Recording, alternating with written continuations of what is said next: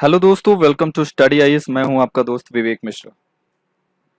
आज इस वीडियो में मैं बात करने वाला हूं उन मिस्टेक्स के बारे में जो टॉपर्स कभी नहीं करते।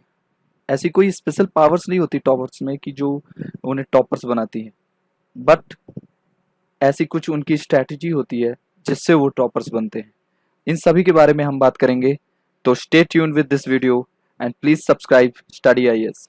तो चलिए जानते हैं कि वो ऐसी कौन सी गलतियां रहती हैं जैसे टॉपर कभी नहीं करते। Mistakes that candidate make while preparing for the UPSC civil services examination. तो सबसे पहले बात आती है lack of strategy and planning. जब हम किसी भी काम को करने जाते हैं और हमारे पास उस काम को करने की कोई प्लानिंग ही नहीं होती, कोई स्ट्रेटजी ही नहीं होती, उसमें 99% फेल होने के चांसेस रहते हैं। इसलिए जो टॉपर्स होते हैं वो सबसे पहले स्ट्रेटजी पे काम करते हैं, स्ट्रेटजी बनाते हैं, प्लानिंग करते हैं, कैसे पढ़ना है, क्या पढ़ना है, किस रिसोर्सेज से पढ़ना है, कौन सी क्लासेस करनी है, कौन सी टेस्ट सीरीज ज्वाइन करनी है, कौन से क्विज करने हैं, कौन सी वीडियो देखने हैं, किस पीडीएफ को देखना है। देखिए, आज 2020 में हमारे पास इंटरनेट है, हमारे पास इतने सारे रिसोर्सेज हैं कि हमें उसे कंसोलिडेट करना होगा। पहले ये दिक्कत हुआ करती थी कि रिसोर्सेज मिला नहीं करते थे, लेकिन आज जस्ट अपोजिट हो गया है। आज हमारे पास रिसोर्सेज इतने ज़्यादा हैं कि हम उसको कंसोलिडेट नहीं कर पा रहे हैं। ये भी रिसोर्सेज पढ़ने का मन करता है, ये भी रिसोर्सेज पढ़ने का मन करता है। यूट्यूब पे हज़ारों वीडियो पड़े हैं, कई सारे वीडियोस। तो हमें सिर्फ एक स्ट्रैटेजी बनानी होगी, सही स्ट्रैटेजी, प्लानिंग, जिसमें हम एक स्ट्रैटेजी को फॉलो करें, एक रिसोर्स को पकड़ें और अपने रिसोर्सेज को कंसोलिडेट करें। स्ट्रैटेजी पे हमको सबसे पहले काम करना होगा। आप एक अपनी स्ट्रैटेजी बनाएं। टॉपर्स हमेशा सबसे पहले अपनी स्ट्रैटेजी बनाते हैं, प्लानिंग करते हैं और उसके अकॉर्डिंग काम करते हैं। फिर बात आती है एनसीईआरटी पे। सबसे पहले टॉपर्स जो नहीं करते, स्किपिंग एनसीईआरटी। टॉपर्स हमेशा एनसीईआरटी को सबसे पहले पढ़ते हैं। NCERT means basic books. सबसे पहले बेसिक बुक पढ़िए, डायरेक्ट स्टैंडर्ड बुक पे मत पढ़िए। ये आम बात है कि आपको स्टैंडर्ड बुक पढ़ने का पहले मन करता है, आप बेसिक बुक स्किप कर देते हैं कि ये क्या छठी, सातवीं, आठवीं की एनसीईआरटी हम क्यों पढ़ें। तो ऐसा नहीं है, आप सबको सबसे पहले एनसीईआरटी पढ़ना होगा। एनसीईआरटी पढ़ने से हमारे बेसिक्स क्लियर हो जाते हैं। कुछ कुछ ऐसे वर्ड्स होते हैं जिसके बारे में हमें पता ही नहीं होता। जैसे हम कभी भी डायरेक्ट स्टैंडर्ड बुक पढ़ने लगे तो कुछ ऐसे वर्ड्स आएंगे जो जिनका मतलब हमें नहीं पता होगा। तो बेसिक बुक पढ़ने से कुछ कॉन्सेप्ट्स पहले क्लियर हो जाते हैं। सबसे पहले बेसिक बुक पढ़िए, एनसीईआरटी पढ़िए। फिर बात करते हैं स्किपिंग प्रीवियस ईयर क्वेश्चंस। जितने भी टॉपर्स होते हैं प्रीवियस ईयर क्वेश्चंस पढ़ते हैं। प्रीवियस ईयर क्वेश्चन पढ़ने से हमारा सबसे पहले ये डाउट क्लियर होता है कि जो यूपीएससी है वो किस टाइप के क्वेश्चन पूछती है। कंसेप्चुअल क्वेश्चंस होते हैं, फैक्चुअल क्वेश्चंस होते हैं, या किस तरह के क्वेश्चंस होते हैं। ये सारे डाउट्स इसमें क्लियर हो जाते हैं। मेंस में किस तरह के क्वेश्चंस आते हैं, कितने वर्ड्स के आते हैं, 150 वर्ड्स या 250 वर्ड्स के क्वेश्चंस आते हैं। इन सब के बारे में डिटेल्ड एनालिसिस करते हैं और इसलिए प्रीवियस ईयर के क्वेश्चन पेपर, प्लीज सबसे पहले प्रीवियस ईयर के क्वेश्चन पेपर देखें, इसे स्किप ना करें और सिलेबस जरूर साथ में रखें। फिर नोट्स मेकिंग। बहुत सारे लोग नोट्स नहीं बनाते, लेकिन नोट्स बनाना इतना इंपॉर्टेंट है कि जब आप 15 दिन पहले प्रीलिम्स या मेंस से पहले जब रिवाइज कर रहे होंगे, उस टाइम पे इतनी मोटी मोटी बुक्स पढ़ना इट्स इम्पॉसिबल। बल्कि आप उस टाइम पे, यहाँ तक कि आप उस टाइम पे फ्रस्ट्रेट हो जाएंगे, बुक्स देख के डर लगेगी, एंजाइटी होगी। तो उन सभी एंजाइटी, उन सभी डर की फीलिंग को हटाने के लिए it's better to make note. आप जब भी कुछ पढ़ें, अपने हैंड रिटेन या फिर ऑनलाइन आप नोट्स बना सकते हैं, जैसे भी बनाना चाहें, लेकिन नोट्स जरूर बनाएं। इससे आपको, ये जब आप लिखते हैं ना, इससे पता है क्या फायदा होता है, आप माइंड से सोचते भी हैं उस चीज को और साथ में लिखते हैं। तो इससे आपको कहीं ना कहीं आपकी अनकॉन्शियस मेमोरी में वो जाके फीड होता है और ये जब आप रिवाइज करते हैं तो उसमें सबसे ज्यादा इंपॉर्टेंट रोल इसका होता है। तो please, notes making is one of the most important की।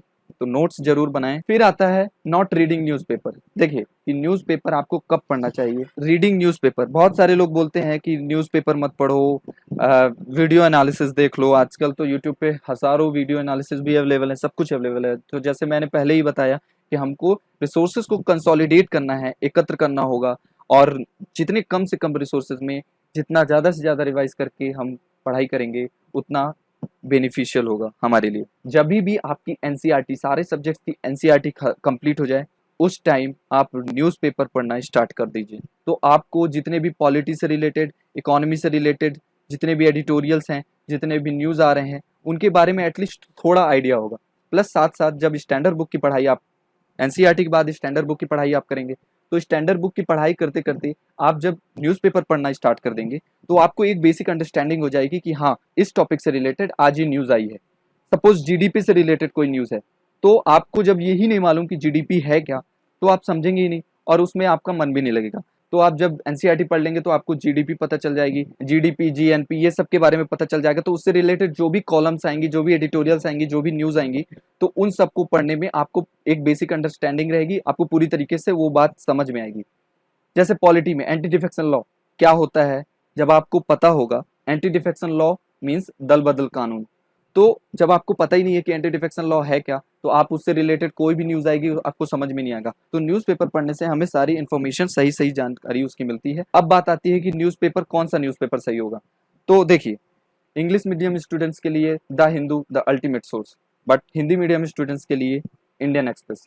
आप इंडियन एक्सप्रेस पढ़िए। जब हम सिविल सर्विसेज एग्जामिनेशन की तैयारी कर रहे हैं, तो इतनी इंग्लिश तो हमें ज़रूर आनी चाहिए कि हम बेसिक अंडरस्टैंडिंग हमारी इंग्लिश में होनी चाहिए। तो हिंदू में क्योंकि कुछ डिफ़िकल्ट वर्ड्स होते हैं, तो उसको पढ़ना हिंदी मीडियम के स्टूडेंट्स के लिए आसान नहीं होता, तो इंडियन एक्सप्रेस पढ़ें। इंडियन एक्सप्रेस कैसे पढ़ना है? जैसे आप सपोज़ कोई भी न्यूज़पेपर पढ़ें, कोई भी हेडिंग पढ़ें, आपको मान लीजिए कोई भी वर्ड नहीं मालूम, तो आप सबसे पहले आप एक मोबाइल में डिक्शनरी रखें। कोई भी हिंद खोज या कोई भी डिक्शनरी आप उसको डाउनलोड कर सकते हैं। आप उस वर्ड की मीनिंग डालें, उस वर्ड का हिंदी मतलब निकालें, आपको वो वर्ड समझ में आ गया। ऐसे करते-करते आप वो धीरे-धीरे आर्टिकल पढ़ें और साथ ही साथ एक काम करें, एक छोटी-सी डायरी बनाएँ। डायरी में वो कोई भी न्यू वर्ड्स मिले आपको, उसको डायरी में वो शब्द लिखा, उसका अर्थ लिखा और उसको अपने शब्दों में कहीं न कहीं यूज़ करना है। आर्टिकल पढ़ा, उस आर्टिकल में कोई शब्द नहीं मालूम, उसको आप हिंद खोज में डालेंगे या कोई भी डिक्शनरी में डाल के उसका अर्थ निकालेंगे, डायरी में लिखेंगे। इस तरीके से करते-करते जब एक ही शब्द बार-बार कहीं न कहीं आपके थ्रू रिवाइज़ होगा, आपको उस शब्द का अर्थ आपको कभी नहीं भूलेगा और इस तरह आप न्यूज़पेपर अच्छे से पढ़ पाएँगे। तो न्यूज़पेपर ज़रूर पढ़ना है। हिंदी मीडियम के लिए मैं सजेशन दूँगा कि आप इंडियन एक्सप्रेस पढ़ें, बाकी इंग्लिश मीडियम के लिए तो the Hindu the best source. Okay? Now not making time table. Suppose मैं आज सुबह उठा और बोल रहा हूँ कि यार पढ़ना है पढ़ना है पढ़ना है, ठीक है, कोई भी बुक उठा ली, सपोज पॉलिटी उठा ली, लक्ष्मीकांत में कुछ पढ़ रहे हैं, फिर मन हुआ 10 मिनट पढ़ा, फिर मन हुआ आते हैं चाय पी के, फिर मन हुआ चलो थोड़ा सा मोबाइल में देख लेता हूँ क्या आ रहा है, व्हाट्सएप पे क्या आ रहा है, इंस्टाग्राम में क्या आ रहा है। तो इस तरीके से बिना टाइम टेबल बनाए हुए जब हम पढ़ते हैं, तो कुछ ना कुछ डिस्टर्बेंस लगी रहती है। सबसे पहले जभी भी आप बुक रीडिंग करें, तो गैजेट्स फ्री बुक रीडिंग होनी चाहिए। आपके पास जितने भी गैजेट्स हैं, मोबाइल हैं, लैपटॉप है, इन सबको हटा दीजिए, इनसे दूर होके पढ़ना है, ठीक है? और एक टाइम टेबल बना लीजिए, सुबह से लेके रात तक। तो सपोज़ आपके पास 1 साल है, तो आप मिनिमम 6 से 7 घंटे डेली का टाइम टेबल बनाएँ कि मुझे 6 से 7 घंटे पढ़ने हैं और बाकी टाइम में आपको जो करना है वो करिए। और एक डेली टाइम टेबल होना चाहिए कि डेली में आपको कौन-कौन से सब्जेक्ट इतने टाइम में खत्म करने हैं, एक ऐसा टाइम टेबल होना चाहिए। तो टाइम टेबल ज़रूर बनाएँ, टाइम टेबल का बहुत ही इम्पोर्टेंट रोल है, ठीक है? सो मुझे उम्मीद है आप सभी के कुछ डाउट्स क्लियर हो गए होंगे। कोई भी डाउट्स आए please comment me. Thank you for watching this video. Bye bye.